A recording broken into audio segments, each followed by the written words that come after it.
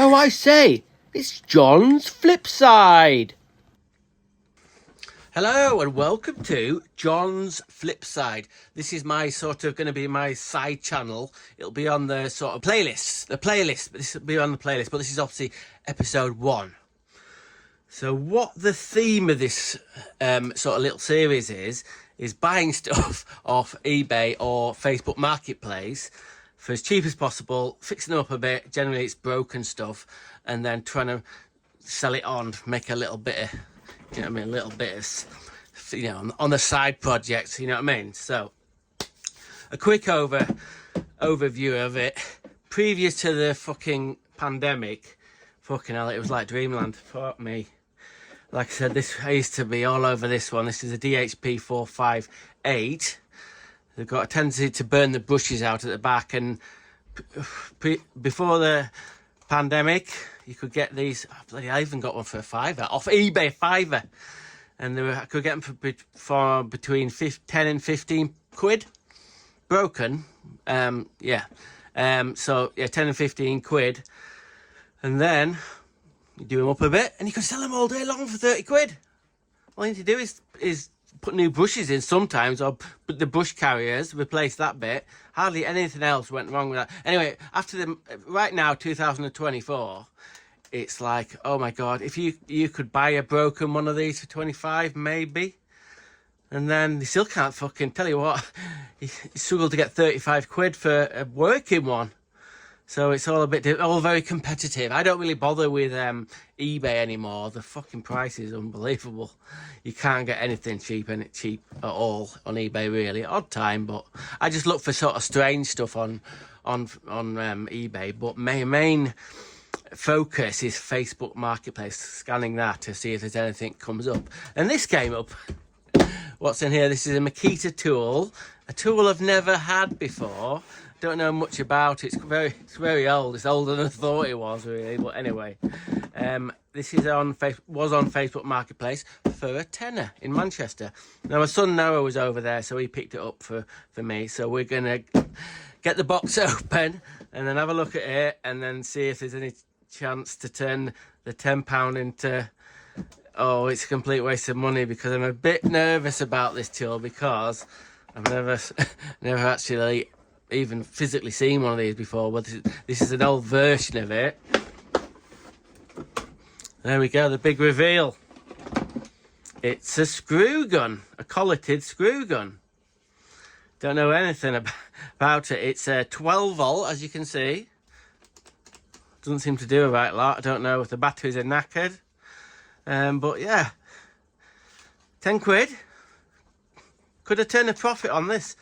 I don't know anything about this. I'll have to do some deep diving and figure out how it all works.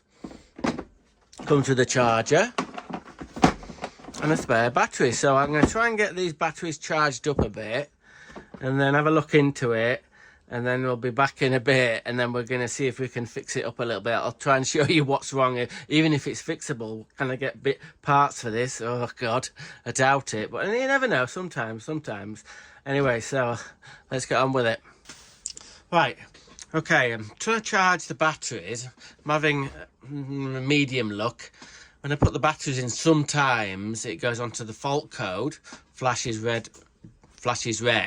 So then I unplug the charger, and then I try it again, and at the moment I don't know if it's attempting to put some charge into these batteries, but with them being 12 volt, I can adapt them onto my CXT range. I haven't got one at the moment. Hang on, bear with me. So yeah, like a similar sort of I did with the pink drill, I can convert that onto that somehow if I can't get these batteries to charge. I'm hoping actually the motor in this is going to be okay. Can't test it because I can't. If I can get a little bit of juice in these and see the motor running, that'll be fine. But yeah, this is proper early 90s, sort of late 80s, early 90s. Oh, well, this is 2003, but at that point in 2003, these things been out for bloody ages. Yeah. So it's a nice orange. How long did Makita go into do orange switches for? This is really early with the orange switch, definitely. But yeah, it's quite simple. It's got a little bit of sort of texture into the clamshell there. This is to do, I haven't figured this bit out yet. Well, this bit here is just a normal kind of collet, but they have special bits for these kind of machines. So then it's got like a thingy belt hook or something. It's quite simple. And let's have a look at the model number, see if you had one of these. 6835D, 12 volt, 2000 revolutions a minute, 2003, made in Japan. So I'm hoping that bit's going to be okay, if that'll ever charge. But this is the bit that's been baffling me. It's broken to start with a little bit. I don't know if this is something to do with it, but if you look here, it's all split. It's like this mechanism wants to kind of, yeah, you can see it at a bit of an angle there. It wants to kick up. So, yeah, it's been sort of jamming a bit, I think, there. Now, how this works, how the fuck do I know? I've never even... It's fascinating. This wheel bit here, I've sussed it out a little bit, is something to do with the tension on this bit, I think. So that depends on what sort of size screws you're using. But I'll have to get some bloody plasterboard and try it. So... The theory goes that pushes in and it pushes the screw in just the right amount, and then it's just flush back from the plasterboard, so the plasterers don't get narky. So I'm going to attempt to take this bloody thing to bits and really get my head around it. That bit there, what's that bit there for? What's that bit there for? What's that bit do? What's that bit do? I don't know. Anyway, we'll look into it a bit in a minute. I'll have bloody springs going everywhere. Right, I've taken the head bit to bits.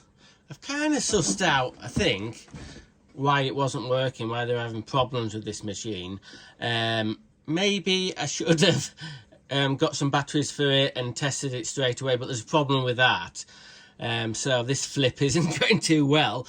But I took this apart yesterday, and I needed a bloody day to recover, because I took this cover off here, and at first I couldn't figure out how it worked. What I mean by how it works is how it pulls the plastic bit that holds the screws in through here. It bamboozled me for a bit, but it was quite simple really. There's just like a clutch in here, and this bit here goes backwards and forwards like that and pulls the next screw in. So that relates to this, which I've got currently super glued. See this little hole here? That relates to here. This bit sits inside this bit, and it goes backwards and forwards and goes like that. So I think that bit's all right.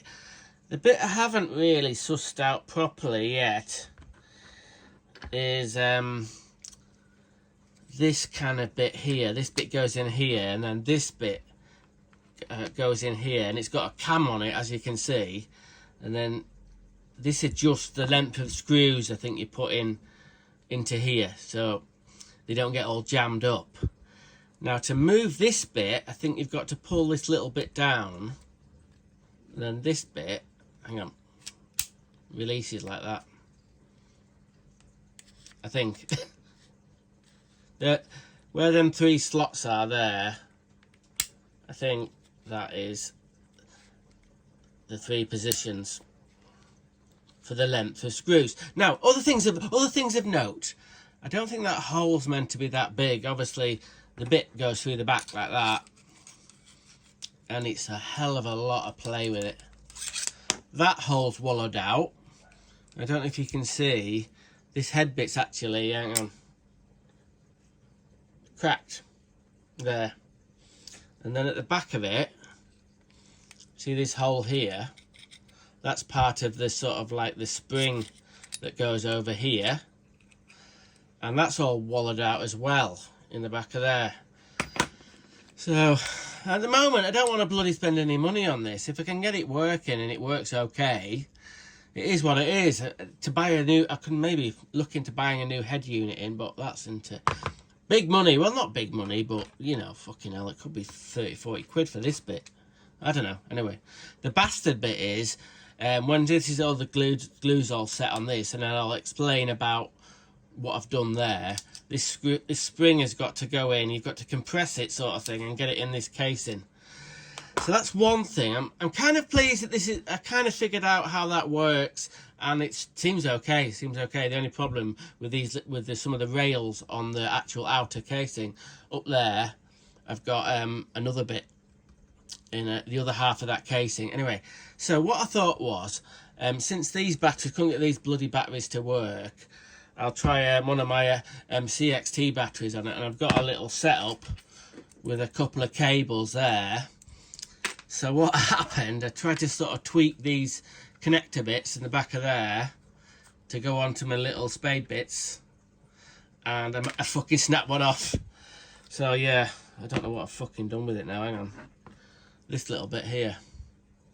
The bit, the important bit that fucking connects it onto the battery. So I've snapped that off right level with the, where it goes into that white body there. Fucking hell. So anyway, next thing is, well, obviously I was going to take it, to be fair, I was going to take it apart anyway to have a look inside. And since it's not working, I need to figure out how to get a new sort of battery terminal bit in that. So that's the next stage.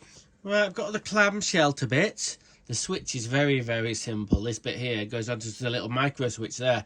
But I've managed to sort of get my little jumper cables off my CXT battery. So we're going to see if the motor's all right. Yeah, it's running. Trying to jump out. Just take these off a minute. Right, this is another sort of thing I didn't know. Obviously, I'm used to kind of gearing like this. But this bit here, that must be like the clutch or something. So when you push it in, it obviously engages and makes it to all turn. And then... yeah, it's like a clutch, but I might have to dig a little bit deeper in there to figure this out a little bit. But it's exciting, isn't it? I think the brushes are quite worn on this.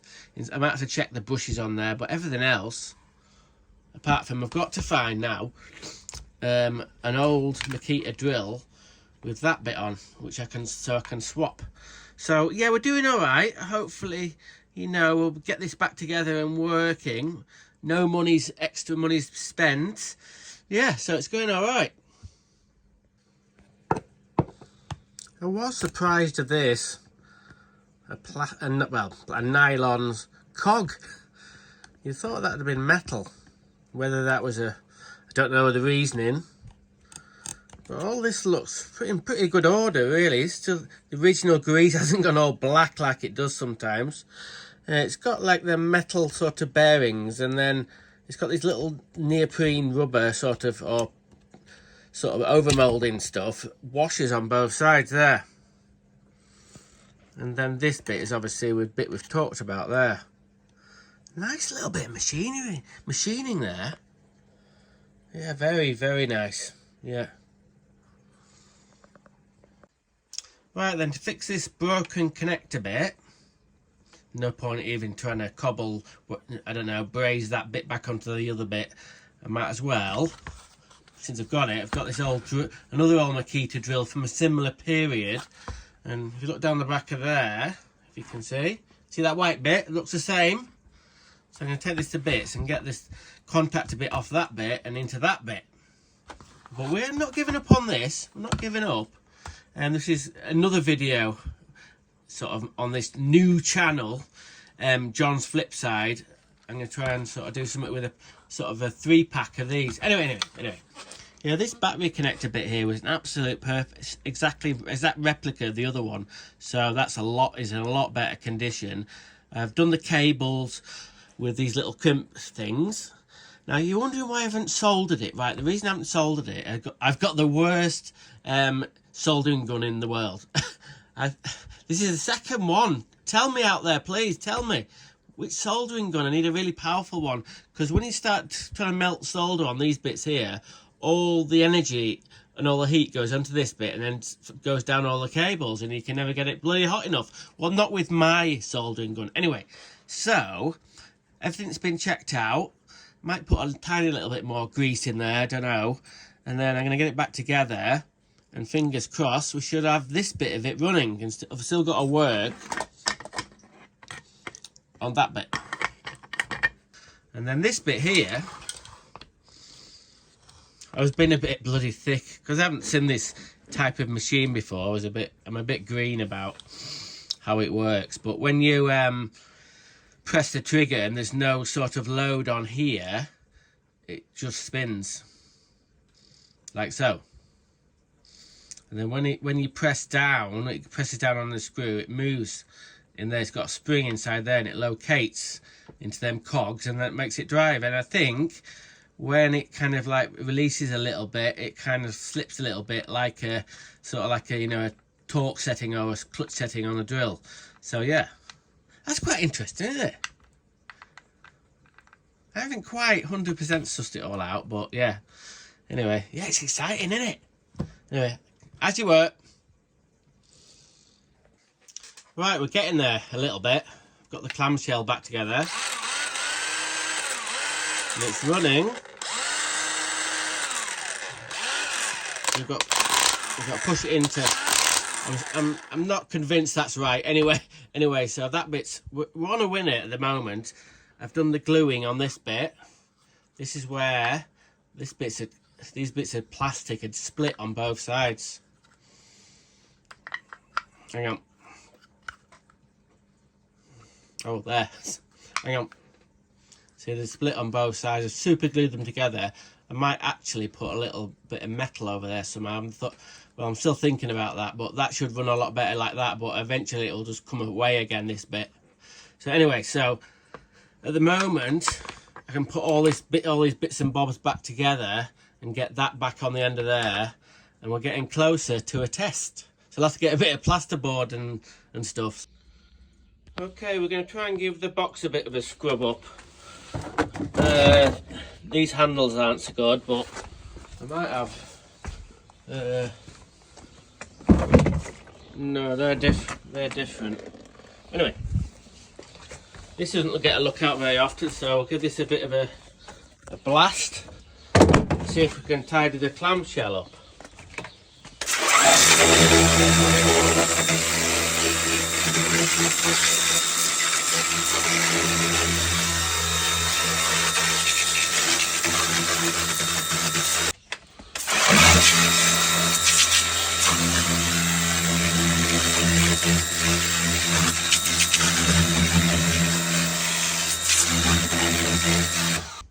Okay, the box looks a lot better, I reckon. I'll never get it back to new, but yeah, the clips are a bit. This one's the worst one. That one's kind of okay, but I think it's scrubbed up okay.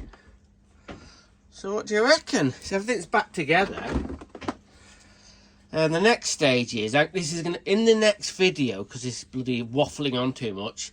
My brother-in-law is gonna root out some screws, the screws on the plastic bit, so we're going to give it a test.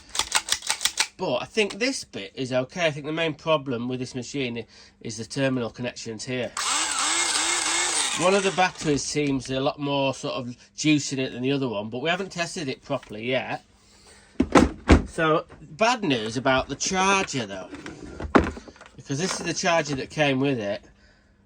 And at first I thought the batteries were faulty, because when I put the batteries in, it was showing defective batteries. But I thought, right, okay, I'll just try it with another charger. This is out of another Makita drill I've got. And it charged up absolutely beautiful. So anyway, we're £10 out. We're £10 out on, at the moment, Facebook Marketplace. Luckily, I had that charger. We haven't tested it yet, but it's looking good. So next question is, how much do you think it's worth? If it was an LXT, one of these with 2 batteries and a charger, you're looking at, it could be way over 100 quid. But this isn't. This is an old thing. This is from 2003 or so. It's heading towards nearly 21 years old. But do you think it would be okay for somebody? I think I think it's a 30 quid set. If it works fine.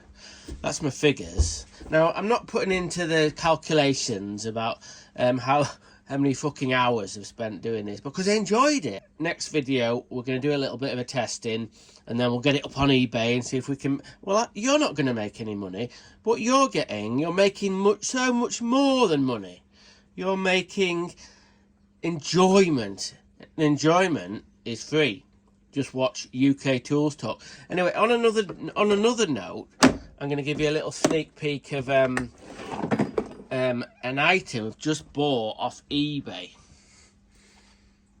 So it's not teal, it's red. It's a Milwaukee transfer pump. Now then, I kind of occasionally look on sort of Facebook Marketplace or eBay for these. Very expensive. I think you can get them brand new for about I think the cheapest I've seen is about 175 quid. So it was sold, not working. I'm a little bit suspicious about it. Why are they taking that label off, and what these I don't listen, fucking hell. I don't look for fucking broken... I look for broken tools. I don't look for nick tools. So this was up for... well, the bidding started about 35 quid. And on the listing, it just said broken. There's no description. It just said a broken pump. So I thought, right, I'll put in a tricky bid right at the end of the auction for 45. And I got it. So 45... We'll call it 50 quid with postage. It's bloody heavy.